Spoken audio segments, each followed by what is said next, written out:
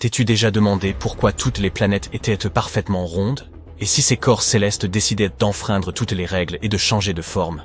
Aurions-nous des planètes carrées, des lunes triangulaires, voire des formes intergalactiques complètement improbables? Eh bien, découvrons-le. Comment les planètes se forment-elles? L'univers est rempli de nuages tourbillonnants de poussière et de gaz.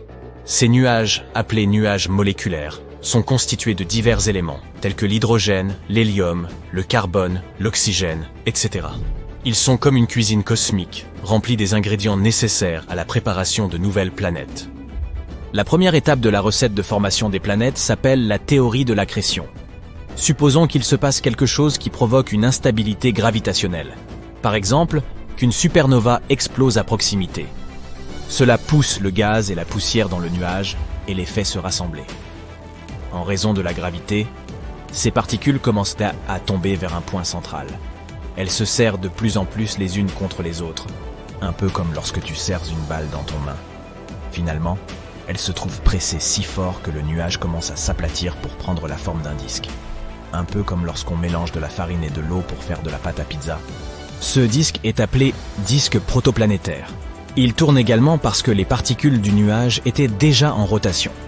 Imagine maintenant que ces minuscules particules de poussière et molécules de gaz dansent à l'intérieur du disque.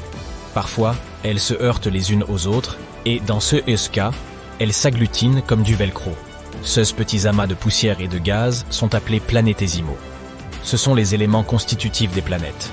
Au fur et à mesure des collisions et des fusions, les planétésimaux deviennent de plus en plus gros et forment des protoplanètes. Ces protoplanètes prennent de l'ampleur et leur gravité devient plus forte. Certaines d'entre elles grossissent tellement qu'elles finissent par devenir les grandes maîtresses de leur voisinage cosmique. Les planètes que nous connaissons et que nous aimons. Chaque planète a sa propre recette de gaz, de roche et parfois même d'eau. Mais pourquoi les planètes s'apparentent-elles à des sphères? Eh bien, c'est à cause de la gravité. Revenons à nos protoplanètes. Imagine que tu comprimes un ballon avec tes mains. L'air à l'intérieur du ballon est repoussé, ce qui crée une pression. Il se passe la même chose avec les planètes. La gravité comprime la matière vers l'intérieur, la tirant vers le centre. Et comme la gravité agit également dans toutes les directions, elle attire la matière de tous les côtés vers le centre de masse, ce qui donne une forme sphérique. Et cette matière repousse à son tour au moyen de la pression, résistant ainsi à la force de gravité. En fin de compte, ils trouvent tous deux un point d'harmonie qui leur permet de s'équilibrer mutuellement.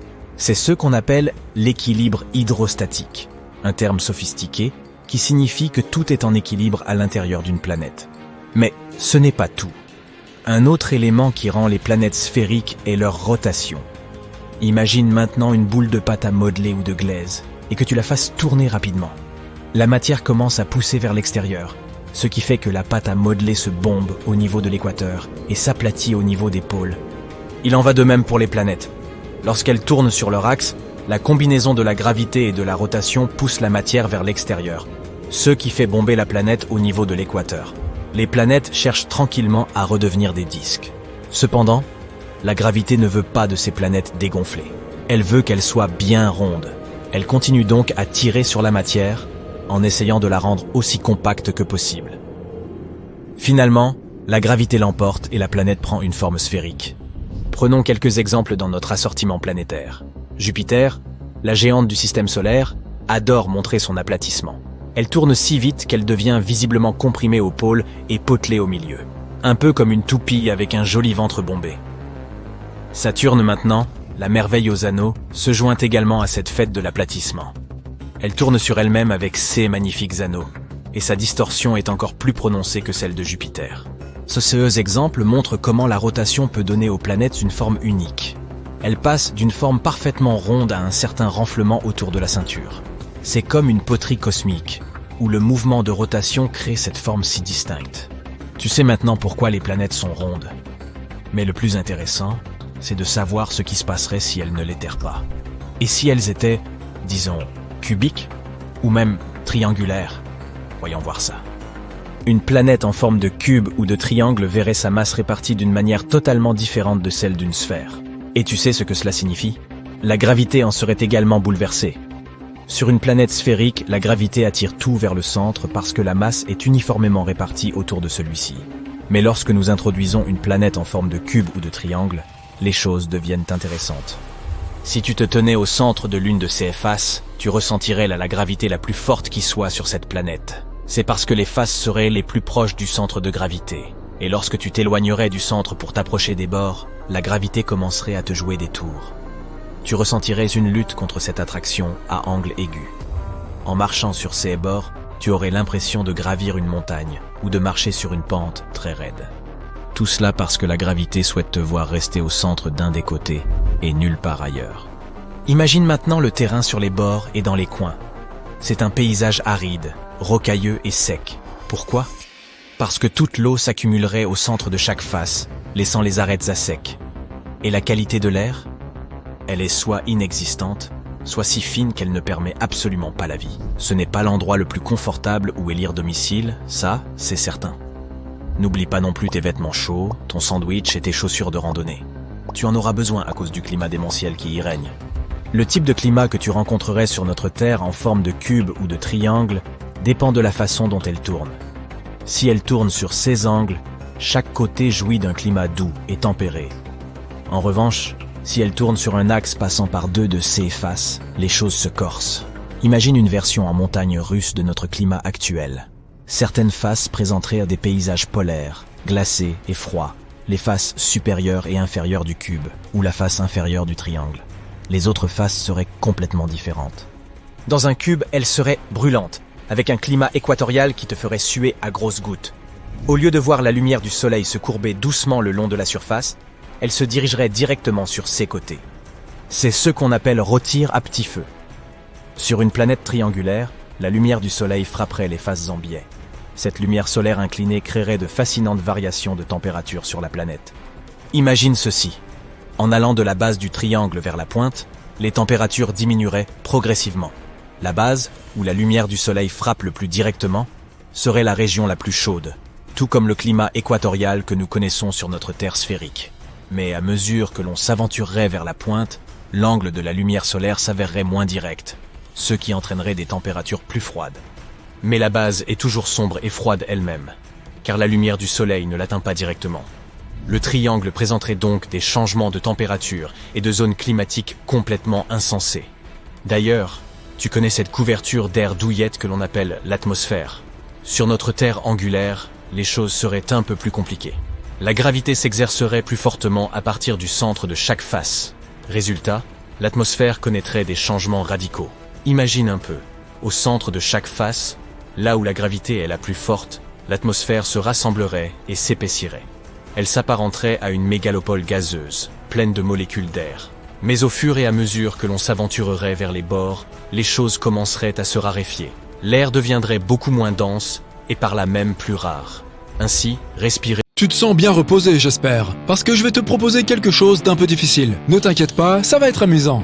Tu vas visiter différentes planètes dans notre système solaire et essayer de courir sur chacune d'elles. Nous allons voir où tu fileras comme une gazelle et où, au contraire, tu pourras à peine marcher. L'homme le plus rapide au monde, Usain Bolt, peut courir à une vitesse moyenne de 38 km/h. Mais sa vitesse de pointe est encore plus élevée, 43 km/h. Malheureusement, nous ne pouvons pas tous être Usain Bolt. Une personne moyenne court à une vitesse comprise entre 10 et 13 km/h. Mais peut-être existe-t-il une planète où tu pourrais battre les records du célèbre sprinter jamaïcain. Avant toute chose, voyons ce qui affectera ta vitesse lorsque tu courras sur d'autres planètes. Pour commencer, la gravité.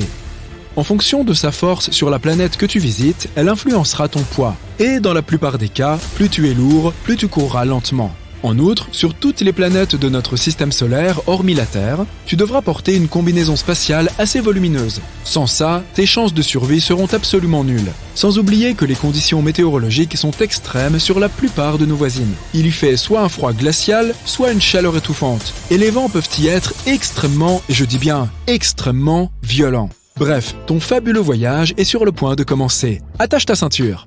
La première planète sur ton itinéraire est Mercure. En jetant un coup d'œil à ce monde par le hublot de ton vaisseau spatial, tu remarques que cette planète ressemble étrangement à notre bonne vieille Lune. Mais quelques instants plus tard, tu réalises que ce n'est qu'une illusion. Sur toute la surface de Mercure, tu vois des cratères, le résultat de nombreux impacts de météorites. Et oui, cela risque de rendre ta course sur cette planète beaucoup plus difficile. Ça est ta grosse combinaison spatiale. Oui, mais tu ne survivrais pas sur Mercure sans cette protection. Les températures y sont extrêmes. 427 degrés pendant la journée et moins 179 degrés pendant la nuit.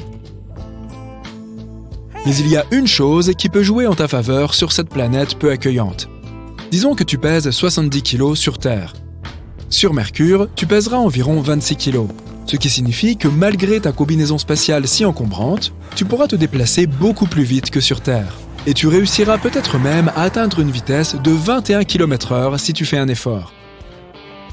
La prochaine planète sur ton itinéraire est Vénus, qu'on appelle aussi l'étoile du matin.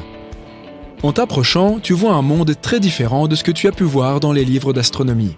Avant d'atterrir, tu dois traverser une atmosphère super dense, composée de dioxyde de carbone. Et tandis que ton vaisseau descend, tu vois passer d'épais nuages d'acide sulfurique. On dit souvent que Vénus est un peu la jumelle de la Terre, car ces deux planètes ont une taille et une densité similaires. Sur Vénus, tu pèses presque autant que sur Terre. 63 kg. Ton poids est donc un peu plus faible ici, mais n'oublie pas que tu portes cette combinaison spatiale. Malgré ça, comme les conditions sont assez similaires sur les deux planètes, il se pourrait que tu parviennes à courir un peu plus vite que sur Terre, à environ 14 km/h. Ta première impression de Mars est qu'il y fait un froid glacial. La température moyenne y est de moins 62 degrés. Même de loin, la planète a cette teinte rougeâtre. Une fois que tu as atterri sur la surface de Mars, tu comprends pourquoi. Le sol est couvert d'une poussière roussâtre. Cette même poussière, très fine, flotte dans l'air tout autour de toi. Où que tu regardes, tu vois des teintes dorées, brunes, orangées et même verdâtres. Ce sont les minéraux qui composent le sol qui déterminent les couleurs du paysage. L'épaisseur de la couche de poussière varie d'une zone à l'autre, mais la moyenne générale est d'environ 2 mètres. Et oui, cela va rendre la course un tantinet plus difficile. Sur Mars, ton poids sera beaucoup plus faible que sur Terre, seulement 26 kg. Cela te permettra d'atteindre la vitesse impressionnante de 19 km/h. En voilà un champion. Mais que vois-tu à l'horizon? On dirait une tornade. Une tempête de poussière? Il est temps de foncer. Il arrive que ces tempêtes de poussière s'étendent sur toute la planète. Les plus grosses sont même visibles depuis la Terre. Et maintenant, te voilà en face d'un autre problème. Tu vois, Jupiter, tout comme Saturne, est une géante gazeuse. Cela signifie que la plus grande planète de notre système solaire, et Jupiter est si grande qu'elle pourrait avaler 1300 Terres, n'a pas de surface solide. Il va donc te falloir imaginer à quoi ressemblerait ton sprint s'il était possible de courir sur Jupiter. L'atmosphère de cette planète est composée d'hydrogène et d'hélium. Pendant ta descente, tu contemples d'épais nuages bruns, jaunes, rouges et blancs. C'est grâce à eux que cette planète est si belle, avec toutes ses stries colorées. Sur Jupiter, tu pèserais 177 kg. Tu t'épuiserais rien qu'en marchant dans ta combinaison spatiale si peu pratique. Enfin, si tu pouvais marcher sur la surface de cette planète, bien sûr. Si tu essayais d'y courir, tu te traînerais à une vitesse comprise entre 1,6 et 3 km/h. Et comme si tout ça n'était pas déjà assez ridicule, il y a énormément de vent sur Jupiter. Et il souffle entre 322 et 644 km/h. Tu vois ces anneaux? C'est Saturne, une autre géante gazeuse dépourvue de surface solide. Cette planète est principalement composée d'hydrogène et d'hélium. Et sa température et sa densité changent au fur et à mesure que tu t'y enfonces. Si tu décidais de quitter ton vaisseau spatial et de marcher sur la surface de Saturne, tu tomberais tout simplement dans la planète. Mais vu d'en haut, on dirait pourtant que Saturne possède une surface. Cette sphère de couleur brun-jaune est entourée de plusieurs couches de nuages. La couche extérieure visible est composée de nuages d'ammoniac. Au-dessous, il y a des nuages d'hydrosulfure d'ammonium. Et la couche la plus profonde est composée de nuages d'eau. Bien que Saturne soit une géante gazeuse, ton poids n'y serait pas très différent, environ 75 kg. La raison, c'est que la gravité de cette planète est similaire à celle de la Terre. Mais à cause des conditions qui y règnent et de ta fichue combinaison spatiale, tu courrais un peu plus lentement là-bas que sur Terre, à une vitesse d'environ 6 km/h. Avant de repartir, tu admires la caractéristique la plus célèbre de Saturne, ses superbes anneaux gris, beige et fauve. Ils sont constitués de morceaux de roche et de glace. Tu aperçois aussi quelques-unes des 53 lunes de Saturne. Tiens, voici Titan, un monde glacé plus vaste que notre Lune et même que Mercure. C'est la deuxième plus grande lune du système solaire. La planète suivante sur ton itinéraire est une boule bleu-vert faite de glace et de gaz. C'est la géante glacée Uranus. Elle doit cette belle teinte à la lumière du Soleil qui se réfléchit sur sa surface. Uranus n'est pas solide, actionne vite les freins. Si tu n'arrives pas à t'arrêter à temps, ton vaisseau spatial va traverser la haute atmosphère de la planète et s'enfoncer dans son noyau liquide et glacé. Je doute que tu parviennes à y mener ton expérience. Alors, il nous faut à nouveau faire preuve d'un peu d'imagination. Sur Uranus, ton poids serait d'environ 62 kg. Et, contre toute attente, tu pourrais atteindre une bonne vitesse ici, au moins 13 km/h. Si tu ne te retrouves pas au milieu d'un ouragan, bien sûr. En été, il y a d'énormes tempêtes sur cette planète, lorsqu'Uranus est à son plus haut niveau de chaleur. Les ouragans peuvent alors s'y étendre sur plus de 9650 km. La planète la plus éloignée du Soleil, Neptune, est 4 fois plus grande que la Terre, mais 17 fois plus lourde. La surface bleue que tu aperçois en t'approchant d'elle est en fait une couche de gaz tourbillonnant et de nuages permanents. Le manteau de cette planète est composé de glace d'eau, d'ammoniac et de méthane. Et c'est à peu près tout ce que Neptune a comme surface. Il n'y a donc pas de terre ferme ou marché. Alors, une fois de plus, on va utiliser notre imagination. Sur Neptune, tu pèserais un peu plus lourd que sur Terre, 79 kg. Mais ta vitesse y serait à peine inférieure à celle que tu atteins sur notre belle planète, environ 8 km/h. Voilà, ton aventure touche à sa fin. Alors, sur quelle planète as-tu le plus aimé courir ?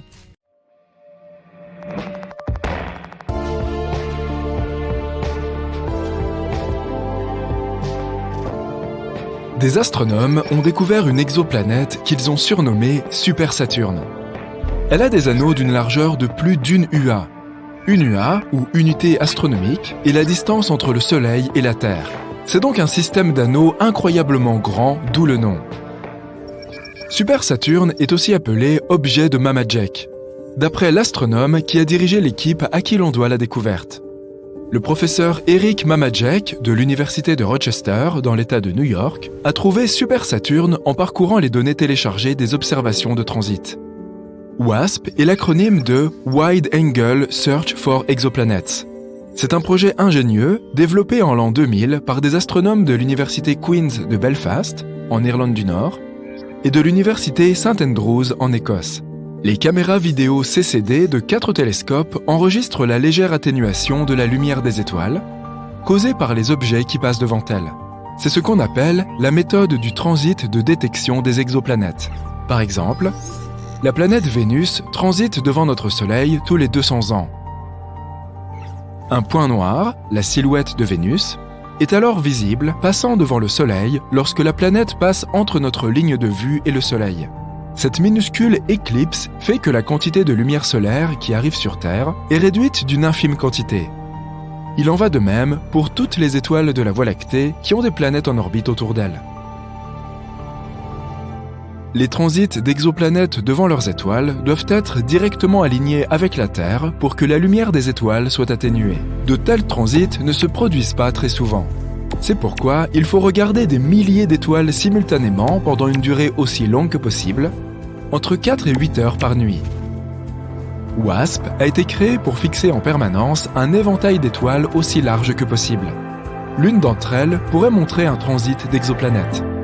Cela se traduit par la production d'une grande quantité de données, environ 40 gigaoctets par session d'observation. Les informaticiens de l'université de Leicester, en Angleterre, ont développé un programme informatique pour stocker les données et générer des graphiques photométriques de l'intensité lumineuse de chaque étoile. L'université ouverte, également située en Angleterre, a rejoint le projet WASP, a pris ces données et les a mises à la disposition des astronomes du monde entier pour leurs recherches. Les graphiques de l'intensité de la lumière des étoiles sont appelés courbes de lumière. Ces graphiques ont 2 axes. L'un est l'axe du temps, l'autre est l'intensité de la lumière. Lorsque l'objet, considéré comme une exoplanète, bien qu'il puisse aussi s'agir d'une étoile naine brune, passe devant l'étoile, l'axe du temps suit la vitesse à laquelle il se déplace. Il nous indique à quel point l'objet est proche de l'étoile, tandis que l'axe de la luminosité suit l'atténuation de la lumière de l'étoile. De cette façon, nous pouvons connaître la taille de l'objet. Évidemment, les gros objets atténueront davantage la lumière et seront plus faciles à détecter. Actuellement, les équipements terrestres ne sont pas assez sensibles pour mesurer l'obscurcissement causé par des planètes aussi petites que la Terre. Les planètes de taille au moins égale à celle de Neptune représentent le seuil de détection du WASP. Le télescope spatial James Webb, qui est depuis peu en service, est beaucoup plus sensible et pourra résoudre les transits d'exoplanètes de la taille de notre Terre. Tu brûles certainement d'envie de te rendre sur cette super Saturne, mais il y a autre chose que tu dois savoir avant d'y arriver. Si l'exoplanète a une atmosphère, ou, dans le cas de Super Saturne, un système d'anneaux, la lumière de l'étoile que la planète traverse brillera à travers l'atmosphère ou le système d'anneaux. Et cela peut être aussi détecté. La courbe de lumière montrera moins d'atténuation dans les données photométriques, car toute la lumière des étoiles n'est pas bloquée. Une partie de la lumière traverse l'atmosphère ou les anneaux. C'est important car cela fournit aux astronomes des données sur l'atmosphère. Le télescope spatial James Webb est équipé de spectroscopes qui peuvent déterminer la teneur en gaz des atmosphères des exoplanètes en transit. Oxygène, méthane, carbone, etc. Le projet WASP a vraiment pris de l'ampleur. Il y a maintenant un projet Super WASP composé de WASP Nord et WASP Sud. L'un regarde le ciel au-dessus de l'hémisphère nord, l'autre regarde le ciel au-dessus de l'hémisphère sud. Il existe aussi un relevé des transits de nouvelle génération, NGTS, basé sur le projet WASP. Il est automatisé, donc les astronomes n'ont pas besoin de rester debout toute la nuit à siroter du café. Situé à l'Observatoire européen austral dans le désert d'Atacama au Chili, le NGTS scanne des millions d'étoiles et a découvert plus d'une centaine d'exoplanètes. Jusqu'à une taille aussi petite que 3 fois celle de la Terre. NGTS a lancé un club de chasseurs de planètes sur les réseaux sociaux. Les astronomes amateurs peuvent faire des recherches dans la base de données en ligne des courbes de lumière et peut-être découvrir leur propre exoplanète. Ce qui était un effort strictement britannique lancé par 1 ou 2 astronomes est désormais un phénomène mondial. Grâce à la possibilité de lire la signature spectroscopique des gaz atmosphériques pendant les transits d'exoplanètes, une nouvelle idée a vu le jour, les technosignatures. Il s'agit d'identifier spécifiquement les gaz dans les atmosphères des exoplanètes qui pourraient être produits par une civilisation. Le télescope spatial James Webb peut le faire. Les gaz issus de la pollution, comme les chlorofluorocarbones, peuvent être observés par spectroscopie s'ils sont présents. Le tritium des réacteurs à fusion, s'il y en a, pourrait aussi être détecté, ainsi que les schémas de dispersion de la chaleur des villes à la surface des planètes. Les technosignatures sont un concept récent qui a vu le jour après le lancement du projet WASP. Qui sait ce qu'il permettra de découvrir?